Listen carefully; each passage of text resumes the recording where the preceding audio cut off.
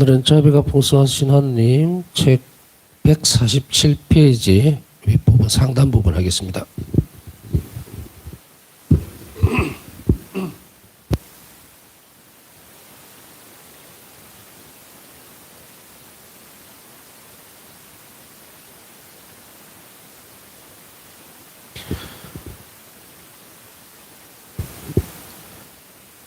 우리는 자비의 축일에 대해서 좀 살펴보고 있습니다. 모든 성사 안에서 은총들은 활동, 살아서 움직이고 있죠. 그래서 성사 안에 그리고 신앙의 여러 활동들을 통해서 은총들은 우리에게 풍성하게 주어지고 또 존재를 합니다. 하나님의 자비의 위대하심을 깊이 깨닫는 것이 바로 현 시대 그리스도인들의 냉담과 무관심에 대한 치료책이다. 지난 시간에 잠깐 말씀드렸듯이 냉담에 대한 것들, 신앙의 부재 이런 것들은 전부 다 어디에서 기인을 하고 있느냐 하면 하나님 자비의 위대함에 대해서 알지 못하기 때문입니다. 원인이 여기에 있다면 이제 냉담과 그리고 신앙생활의 깊이 그리고 이제 영성생활로 돌아가 줘야 되겠죠. 신앙생활 안에서의 어떤 부분들, 한 부분을 차지하고 있는 것이 영성생활이죠. 결국은 신앙이 주관하고 있는 목표점은 바로 영성생활이에요. 그래서 우리가 전례라든지 이런 모든 것들은 외형적인 어떤 규칙이라든지 지켜내야 되는 그런 법칙 같은 그런 것이 아니고 그것을 통해서 영적으로 성장할 수 있는 것들을 봐야 합니다. 그게 신비죠. 그래서 이것을 하기 위해서 이것을 찾아내지 못하면 결국은 뭡니까? 냉담자들이 생기고 신앙생활에 있어서도 기쁨을 찾지 못하고 이런 현상들이 벌어지는 거예요. 그래서 오늘날에 우리에게 있어서 가장 골치 아픈 문제가 뭡니까? 냉담자들이죠. 냉담을 한다거나 혹은 신앙생활을 하기는 하는데 거의 기쁨을 느끼지 못하는 바로 그러한 이제 신앙 안에서는 이런 부분들이 다루어지게 되고요. 그리스도인들 이외에 하나님을 믿지 못하는 사람들에게 주어지는 것은 따로 있느냐 하면 그렇지 않습니다. 그들에게도 마찬가지로 자신의 창조된 목적과 그리고 하나님께서 끊임없이 우리를 돌보신다고 하는 그것을 알아내고 또 받아들이는 것이 가장 중요하죠. 사실 믿지 않는 사람들이 가장 먼저 공격을 하는 것이 어떤 부분이냐 하면 이런 부분일 겁니다. 여러분들도 신앙생활을 하면서 어려움 중에서 이런 부분들을 많이 접하지 본데요. 사회에 불만이 많은 사람들이 있죠. 열심히 노력했는데 그 결실이 맺히지 않거나 혹은 자신은 양심적으로 살았는데도 불구하고 잘 거리되지 못하거나 혹은 내 사회생활 안에서라든지 사회 환경 안에서 쳐다볼 때에 불합리한 부분들이 많이 보입니다. 그런데 그 불합리한 부분들에서 이렇게 얘기를 하면은 여러분들은 어떻게 대답을 하실 겁니까? 많은 사람들이 이렇게 평이하게 이렇게 묻죠. 아니 하느님이 계신다면 정말 저런 악인들 저런 죄를 저지르고도 살고 있는 저 사람들을 천벌을 안 내리고 뭘 하느냐라는 질문들. 그러면 갑자기 멍하죠. 이 사람들에게 어떻게 대답을 해줘야 되지? 그랬을 때 정의라는 측면이라는 것을 자꾸 강조를 하면서 악인을 처단하고 없애야 되고 악한 짓을 저지른 자들은 이 땅에서부터 처벌을 받아야 되는데 왜 그런 사람들이 떵떵거리고 잘 사느냐?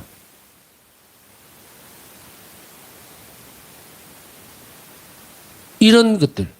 전쟁을 이게 주범인 푸틴 뭐 이런 인간들 있죠. 김정은이 뭐 하여간에 이런 도저히 이 하나님 계신다면 저런 사람들이 없어져야 되는데 왜 그럴까에 대한 의문들을 가지고서 만일에 믿지 않는 사람들이 우리에게 질문을 한다면 우리는 어떻게 대답을 해야 될 것인가?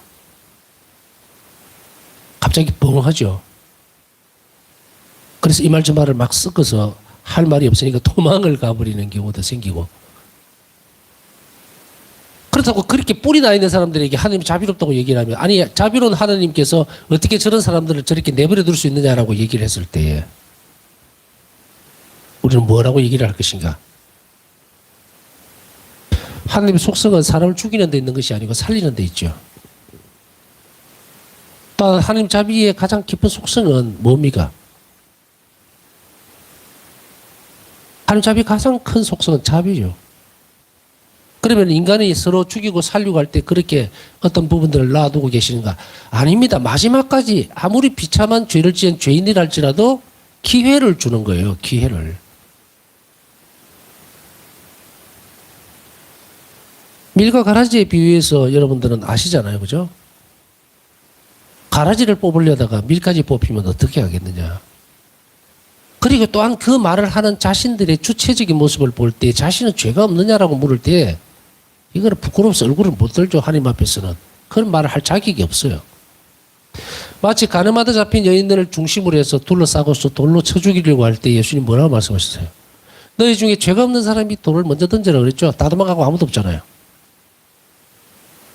하나님 자비는 그 사람들을 처벌하지 않으려고 하는 것이 아니고 저 세상 마지막 때에 반드시 책임을 물을 거예요. 그러나 만일에 우리가 그것 때문에 하나님께서 자비를 청하기보다는 정의를 요청한다면 낸들 가만히 살아있을 수 있겠느냐는 말이에요. 그렇게 자신 있게 그 삶을 살다면 모르겠는데 돌아가는 칼날에 자기 목도 날아가 버린다고. 그렇기 때문에 우리는 어떻게 해야 됩니까? 하나님 자비가 정의를 누르고 선이 악을 이길 때까지 우리는 하나님 편에 서 있어야 된다는 것을 가르쳐줘야 되겠죠. 물론 안 들을 겁니다. 듣지 않을 거예요. 그렇지만 우리가 목소리를 내기는 내야 되겠죠. 그러려면 우리 안에서부터 그것이 정당화되고 제대로 살아내줘야 됩니다. 회개는 그리스도인들의 몫이기도 합니다. 세상 사람들은 회개할 줄 몰라요. 잘못하고 잘못을 저지르고 아주 뻔뻔스럽습니다. 돌아올 줄을 모르죠. 그들을 위해서 그냥 내버려 둘 것인가. 그러기에는 예수님이 나를 위해서 희생한 그 몫이 이 십자가의 죽음이 너무 크더라는 거죠. 그렇다면 우리는 어떻게 하는 것이 옳은 것인가? 같이 죽자로 들어가야 됩니까? 아까 얘기했듯이 하늘에 불이라도 내려서 복음 말씀처럼 다 태워버릴까요? 죽여버릴까요? 그러면 그 불길이 내한테도 오는데 바보잖아요. 그러나 자비로운 삶을 살아가고 선택할 때 그때는 뭡니까?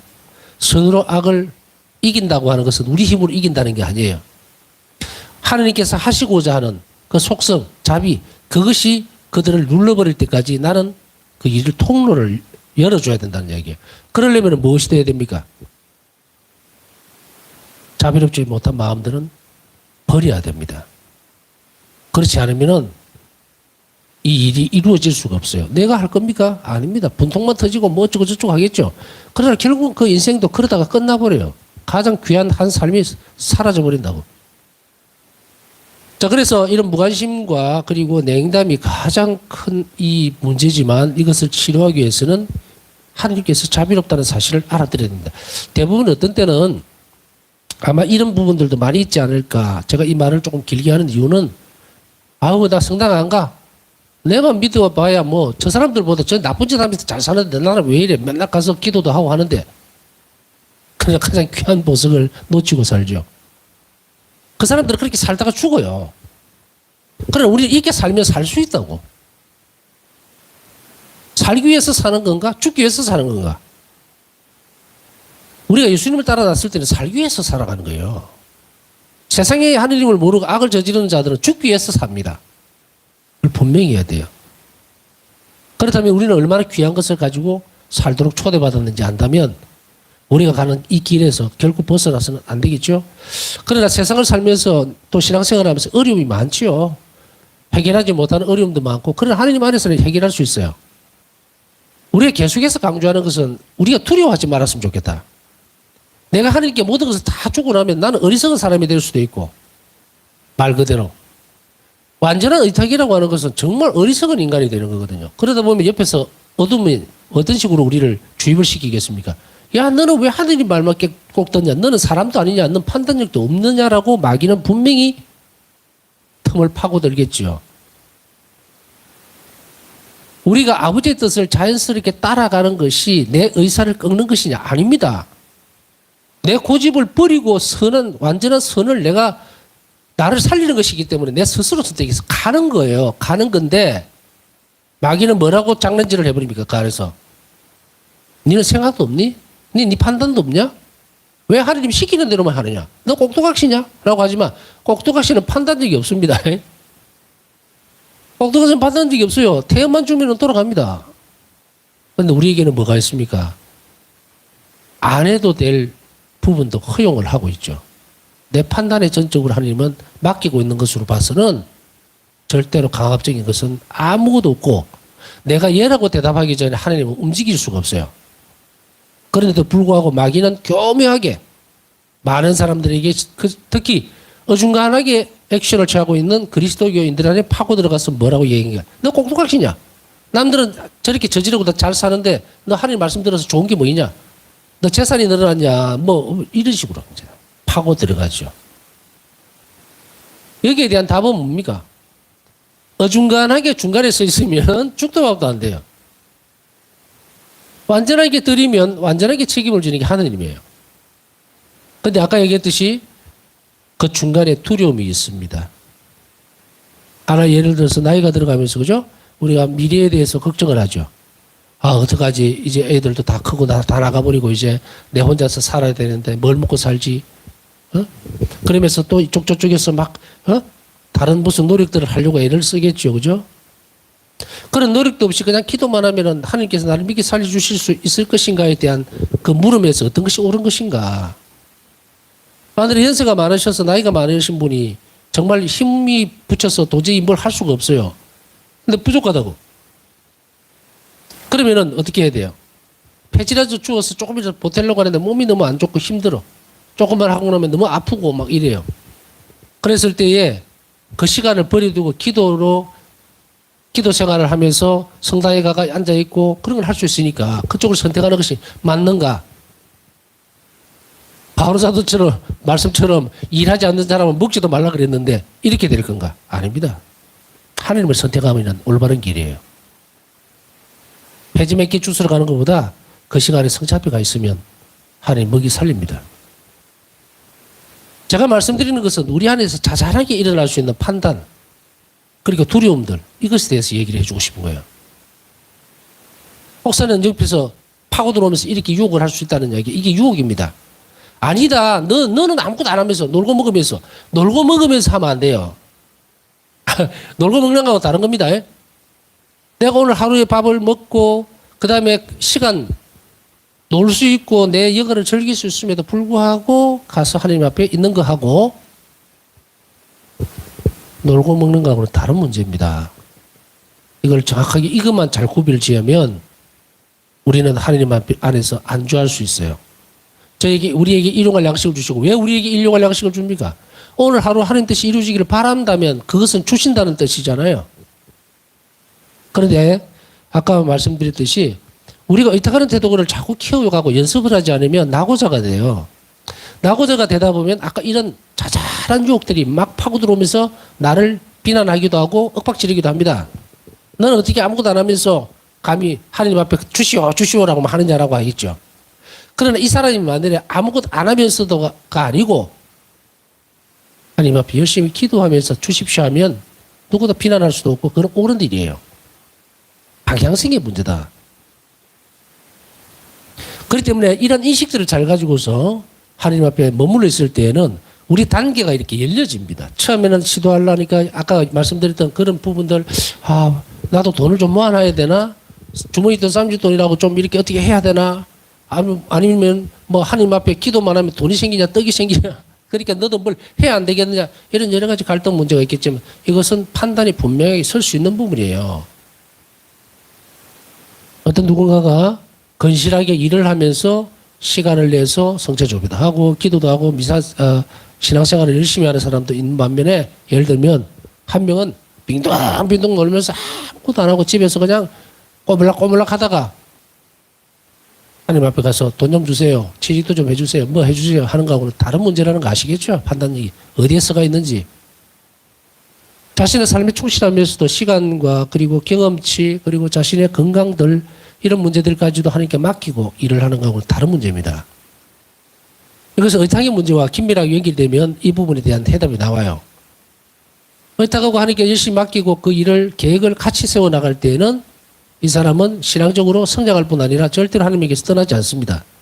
그런데 오늘날은 많은 부분들이 이것이 끊어져 있다 보니까 아까 말씀드렸던 여러 가지 유혹들과 혼잡이 되어버려서 신앙생활도 제대로 살지를 못하고 사회생활 안에서도 불평불만만 쌓이다 보니까 하느님이 있니 없니 이런 소리까지 우리가 하게 돼요. 그러고는 떠나버린다. 얼마나 불행한 모습이 교회 안에서 드러납니까? 이 부분들을 다시금 되새기려면 치료책은 하나밖에 없습니다. 하느님이 자비롭다는 사실을 계속해서 묵상해야 된다고 얘기했죠. 오늘 어려움이 있고 힘든 일이 있고 내일에 대해서 걱정거리가 많을수록 하느님은 왜 자비로운가, 왜 나에게 자비를 어떻게 베풀어 주시는가에 대한 깊이 있는 묵상, 그리고 또한 마찬가지로 하느님께서 이렇게 나를 위해서 목숨을 내놓으셨으니 나를 어떻게 돌봐주시리라고 하는 확신, 그러기 위해서 기도해야 된다는 거예요. 그렇게 되어졌을 때 우리 삶이 하느님 앞에 온전히 자리를 잡을 수 있다. 그러니 이 부분들을 가지고서 우리는 자비신심을 살아내야 된다. 자비신심을 살아낸다는 것, 냉담을 풀고 신앙에 무너져 있는 부분들을 채우기 위해서는 한 가지밖에 없습니다. 하나님의 자비신비에 대해서 묵상하는 것밖에 없어요. 그러려면 어떻게 됩니까? 가르쳐야죠. 그 사람에게 일러줘야 되겠죠. 그 사람에게 하나님 자비롭다는 사실에 대해서 굉장히 다양한 부분들 지금까지 계속 강의를 해왔지만 앞으로 할 것도 더 많지만 그것을 어쨌든 내가 아는 대로 퍼달라야 돼요. 자식들이 어떤 때는 부모님이 볼 때 자식들이 보면은 그죠? 냉담도 하고 정말 그렇다고 잘 사는 것도 아니고 쪼들려 살고 이러죠. 그러면서 팍팍 말을 내뱉죠. 혹시 너 성당 이제 갈 때 안 됐니? 무슨 소리 하냐고. 성당 가봤자 뭐 좋은 게 있다고. 이런 식으로. 응? 내가 성당을 주일학교 교사도 하고 다 했는데 이 꼴이 뭐냐고 이게. 이런 식으로 되겠죠. 그랬을 때 여러분은 어떤 답을 주실랍니까? 움츠러 들겠죠. 저 성길에 저기에 하나님 자비롭다고 입건했다가는 아주 그냥 막 길길이 날뛸 것 같으니까 겁나죠. 그럴 때는 기도하세요. 이때는 건드리지 말고 여러분 스스로가 성화되세요. 큰 물결은요, 애가는 땅은 싹 밀어버립니다. 내가 큰 물결이 되라. 그러면 뭐가 됩니까? 내가 성화되면 돼요. 얼마 전에도 거의 말씀드렸지만 자식들이 막 이렇게 뭐랍니까?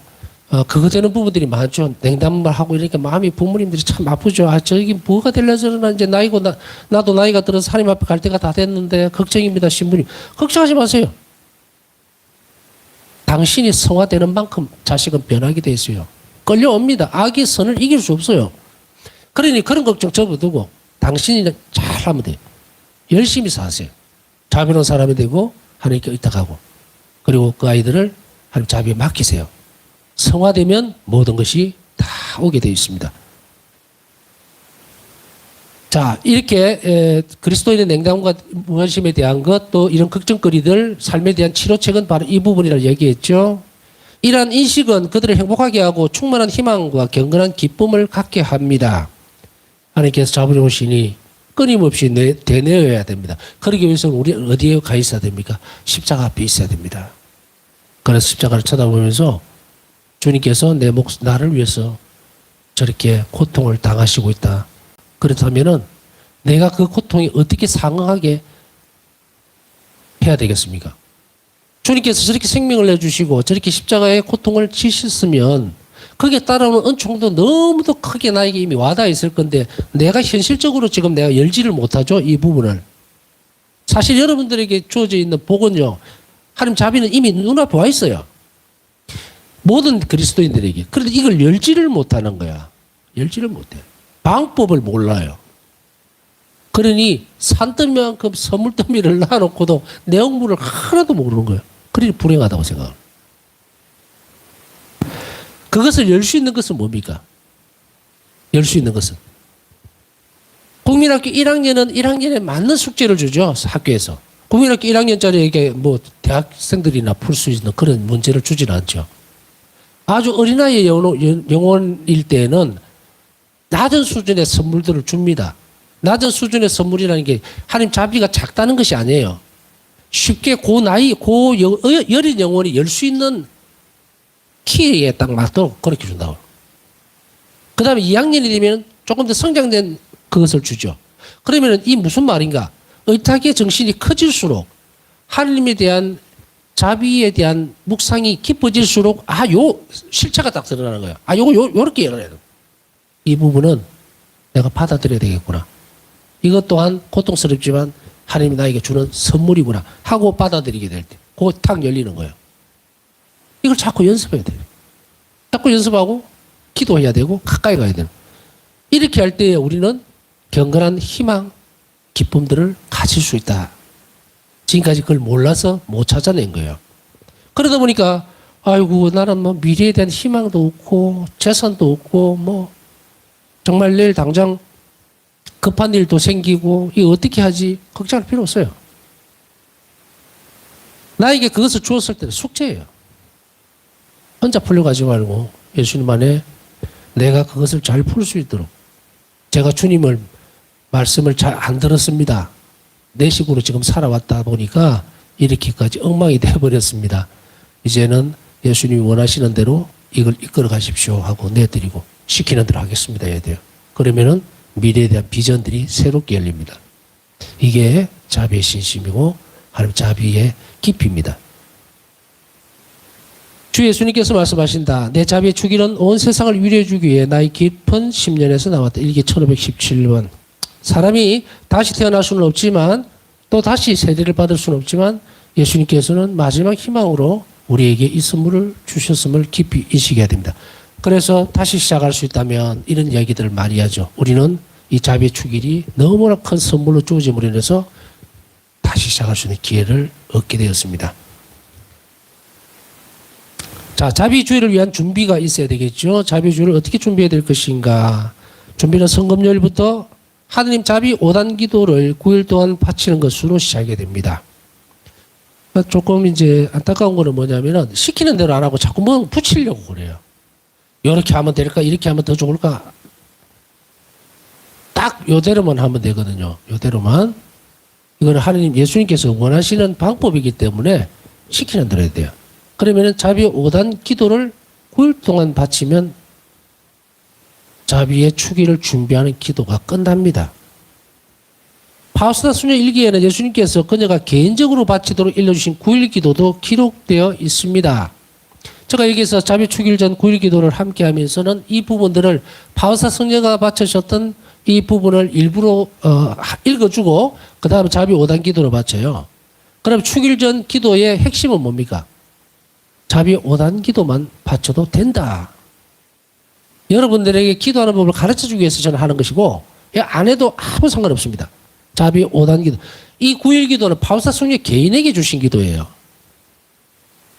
그래서 여기 보면 나와 있잖아요. 개인적으로 바치도록. 파우스타 수녀에게 말씀하신 거예요.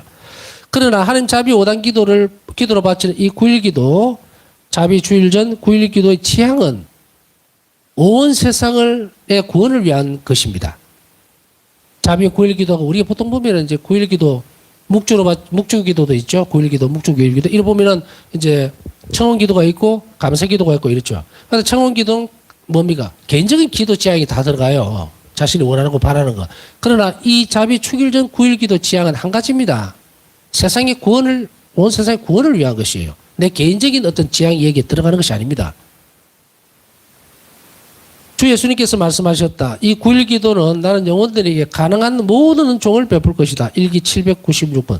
그렇기 때문에 온 세상을 구원을 위한 거니까 이 지향으로 바쳐질 때에 얼마나 많은 은총들이 이 온 세상에 있는 영혼들에게 정말 건네지겠습니까? 그죠? 뿌려지겠죠? 그러면은 얼마나 많은 악이 죽어버리겠습니까?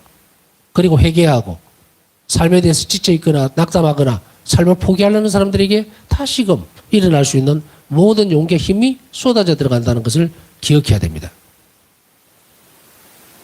그 다음에 이 주의를 거행하는 방법과 관련하여 주 예수님께서는 두 가지 원리를 말씀을 하셨어요. 주의를, 이 자비주의를 어떻게 지내려 하고 당신께서 원하시는 것은 이겁니다. 첫째, 이날 하느님 자비 상분이 장엄하고도 공적으로 축복되는 것이다. 다시 이야기하면 전례적으로 영광을 받는 것이다. 일기 49번, 88번. 자비의 상분이 장엄하고도 공적으로 축복되는데요. 여기에서 예를 들어서 우리 여기 경당에도 자비의 상분이 자비주일날 축성이 돼서 모셔졌어요. 그러면 그 다음 해에는 어떻게 해야 될 것인가의 문제가 되죠. 그 다음에는 또 뭐 다른 상본으로 축성을 해야 될 거예요. 그것은 아닙니다. 이렇게 모셔져 있으면은 이것으로 끝이에요. 물론 합당한 예를 표하기 위해서 저는 자비 축일 전에, 자비 축일 날 분양을 하는 정도로. 왜냐하면 상본이 그림이잖아, 그죠? 이게다가 만약에 성수를 뿌렸다가는 큰일 납니다. 그래서 분양을 하는 것으로 계속 연속적으로 자비 축일을 지내면 되고요. 그 다음에 두 번째로 이날 사제들이 나 유일하고 위대하고 헤아릴 수 없는 자비에 대해 모든 사람에게 말하는 것이다. 1기 570. 그래서 이날은 모든 사제들은 하나님 자비 위대함에 대해서 선포를 해야 됩니다. 강론 주제가 그거예요. 하나님은 얼마나 자비로우신가에 대한 것. 그리스도께서는 첫째로 하나님의 자비를 흠숭하는 것뿐만 아니라 이웃에게 사랑의 실천도 요구하셨습니다. 1기 742번. 자비를 흠숭하는 것뿐만 아니라 이웃에게 실제적으로 자비를 실천하는 것도 요구를 하셨습니다. 그러니까 자비 축일을 지내기 위해서 9일 기도만 해서는 안 되겠죠. 이웃에게 자비로운 행위를 해야 합니다. 이렇게 특별히 풍성한 은총과 축복은 하나님의 자비 신심의 양식들 중 다른 어떤 것에도 부과되어 있지 않다. 특별히 풍성한 은총과 축복이라는 것은 뭡니까? 죄아벌의 완전한 용서라고 하는 것은 어떤 다른 세 가지의 자비 신심의 형태들하고도 연결이 안 되어 있다는 거예요. 어떤 것에도 부과되어 있지 않고 자비 축이려면 부과되어 있습니다. 그러므로 우리 각자는 자신의 영적 선익을 위해 하느님의 자비 주일에 받을 수 있는 위대한 은총은 무엇이며 어떠한 조건 하에서 이 은총을 받을 수 있는지 기억해야 한다. 자, 이것으로 하나님 자비 주기를 지내는 것과 준비되어지는 것들에 대해서는 말씀을 드렸고요. 그 다음에 하나님 자비 5단기도, 하나님 자비 주일 전 9일 기도는 생략을 하겠습니다. 읽어보시는 게 아니고 기도를 드리세요. 이거는 개인적으로 바울사 성령에게 요구하셨던 기도물이라는 것을 분명히 하면 됩니다. 하나님 자비 5단 기도, 이 5단 기도를 바치는 영혼은 나는 그들의 전생에 동안 그리고 특별히 임종의 시간에 내 자비로 감사할 것이다. 1기 754번. 어떤데 얼핏 보니까 자비 기도, 하나님 자비 5단 기도를 임종 기도라고 해놨는데 그렇게 하는 분들이 있어요. 근데 좀 속으로 웃었습니다. 여하튼 임종하는 이들에게 아주 유용한 기도고 예수님이 그렇게 임종하는 이들을 위해서 바치라고 해놓으니까 이제 그거를 또 따가와서 했는데 하여간에 머리는 참 좋은 것 같아요. 엉뚱한 걸 잘 만들어냅니다. 여하튼 어쨌든 그런 식으로든 이런 식으로든 임종을 앞둔 영혼들을 위해서 이 기도를 반드시 바쳐주는 것은 예수님 원의와도 부합하다. 하나님 자비 5단 기도는 익히 잘 알고 있는 기도이기 때문에 여기에서는 쭉 읽어가면서만 한번 보겠습니다. 하나님 자비 5단 기도로 불리는 이 기도를 주님께서는 제가 이 기도가 어디서 나왔다는 것은 분명히 기억을 하라고 그랬죠. 물론 바울사 성령을 통해서 전해진 기도지만 장소는 여기는 플럭이 아니라 빌리우스입니다. 바울사 성령가 머물렀던 곳입니다. 빌리우스의 수녀원에서 이 자비 5단 기도를 가르쳐 주셨어요. 1935년 9월 13일 바우스다 수녀는 하나님의 뜻에 따라 이 땅을 응징하는 천사를 환시로 보았다. 그녀는 일기에서 다음과 같이 적고 있다. 이 땅을 막 내리치려 하는 하나님 분노의 표지를 보았을 때 나는 그 천사에게 세상은 참여할 것이니 잠시만 지체하여 달라고 예언하기 시작했다. 그때 나는 지극히 거룩하신 성삼위를 보았다. 성삼위의 너무도 크신 의미가 나를 깊숙이 찔렀고 그래서 나는 감히 탄원을 계속하지 못했다. 바로 그 순간 나는 내 영혼 안에 계시는 예수님 은총의 힘을 느꼈다. 나는 내적으로 들리는 말로 이 세상을 위해 하나님께 변호하기 시작했다. 이런 식으로 내가 기도할 때 그 천사는 어쩔 수 없이 무력해졌다. 이 기도가 어떻게 나온지 아시겠죠? 그죠? 내적으로 바울사 성령에게 가르쳐 주셨고 바울사 성령은 이것을 기도를 입 밖으로 낸 거예요. 그러자 분노의 천사가 물러가기 시작했다. 이 말입니다. 그 천사는 죄로 인해 마땅히 주어지는 그 응징을 수행할 수 없었다. 이게 정의입니다. 정의의 칼날이 죄로 물든 세상을 응징하려고 했다. 다음날 아침 성당에 갔을 때 나는 내적으로 이 말씀을 들었다. 네가 성당에 들어올 때는 언제나 즉시 내가 어제 가르쳐준 그 기도를 바쳐라. 일기 474에서 476번. 그 기도는 자비의 5단 기도, 하나님 자비의 5단 기도를 말합니다. 그리고 예수님께서는 바수다 수녀에게 그 5단 기도를 한 번 더 일러주시며 기도 방법을 가르쳐 주셨다. 이 기도에서 우리는 하느님의 아들 예수 그리스도의 몸과 피, 영혼과 신성, 즉 그분의 신성과 인성을 하느님의 아버지께 바친다. 우리는 세상을 구원하기 위해 예수님께서 십자가상에서 바치신 희생에 우리 자신을 결합시킨다. 우리의 몸과 피, 영혼과 신성 할 때에 우리 희생도 그것에 결합을 시킨다는 이야기죠. 지극히 사랑하시는 당신의 아들을 바치나이다라고 기도할 때 우리는 성부께서 당신의 아드님에게 베푸신, 그리고 그 아드님을 통해서 온 인류에게 아낌없이 베푸신 사랑의 호소를 합니다. 우리의 죄를 보지 마시고 아드님, 지극히 사랑하시는 성자 예수 그리스도를 바침으로 인해서 우리에게 자비를 베풀어 달라는 거예요. 즉 하나님께서 우리 기도를 들으시도록 할 수 있는 가장 강력한 동기에 의지하는 겁니다. 가장 이것 아니면 이렇게 하면 들어주시지 않을 수가 없다라고 하는 동기를 가장 강력한 동기를 의지해서 기도를 바치는 거예요. 작은 목조 아래서 우리는 예수님의 순환을 보시고 저희와 온 세상에 자비를 베푸소서라고 기도합니다. 이 기도말은 성부와 성자 사이의 자비로운 사랑, 서로 나누시는 자비로운 사랑, 그리스도께서 고통과 죽음으로 정언하신 그 사랑을 청하는 것이다. 성자의 순환을 보시고 예수님 순환을 보시고 저희와 온 자비를 베푸라. 동기를 말씀드리는 거예요. 이걸 보시고서 저희에게 자비를 베풀어 주십시오. 이것은 단지 그리스도의 순환과 죽음으로 우리 죄를 면제받으려는 의도가 아닙니다. 그와 반대로 우리는 그 극심한 고통을, 그 극심한 괴로움을 무익하게 하지 마시기를 부르짖는 것입니다. 로지키 신부. 그것에 대해서 면제를 받으려고 하는 것이 아니야. 예수님께서 하셨으니까 우리 죄를 용서해 주십시오. 당연히 그러셔야 되지 않습니까가 아니고 우리 죄를 용서해 주기 위해서 피를 흘리셨던 그 자비, 예수님의 희생을 쓸모없이 만들지 말아 주십시오. 이 말입니다. 5단 기도와 일치하여 그리고 하나님의 자비 신심의 정신과 일치하여 우리는 저희와 온 세상의 자비를 청해야 합니다. 저희라는 말은 기도를 바치는 사람이나 지향을 두는 사람 또는 지향을 두고 기도해 주어야 하는 사람을 의미합니다. 내가 기도를 해주고 있으면 나를 위해서, 그리고 내가 기도를 해줘야 될 그 사람, 이 말입니다.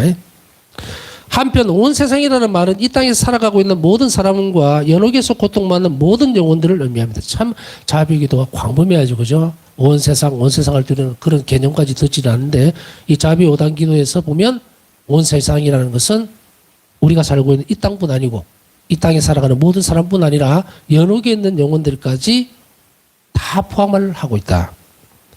우리와 온 세상의 자비를 청하는 이 기도를 바치면서 우리는 자비를 실천하게 되는데 자비의 실천은 하느님의 자비를 얻기 위한 필수적인 조건이다. 로지키 신부. 앞에서 이제 잠깐 자비 추기에서도 살펴봤지만 우리가 실제적으로 기도를 바쳤을 때에 거기에 따라오는 어떤 많은 부가적인 부분들이 있죠. 그러나 그것을 얻기 위해서는 반드시 해야 되는 것이 뭐다? 이것에 대한 자비의 실천이 반드시 있어야 한다는 것을 한 번 더 우리는 기억해야 합니다. 남은 시간 묵상하면서 우리에게 자비 신심의 이런 형태들을 정해내 주시고 그리고 그것으로 인해서 우리 하나님 자비를 입고 그리고 자비 샘에서 풍성한 은총을 얻을 수 있도록 바우스타 성령을 통해서 오늘도 함께 가르쳐 주신 하나님께 감사드리면서 남은 시간 묵상하도록 하겠습니다.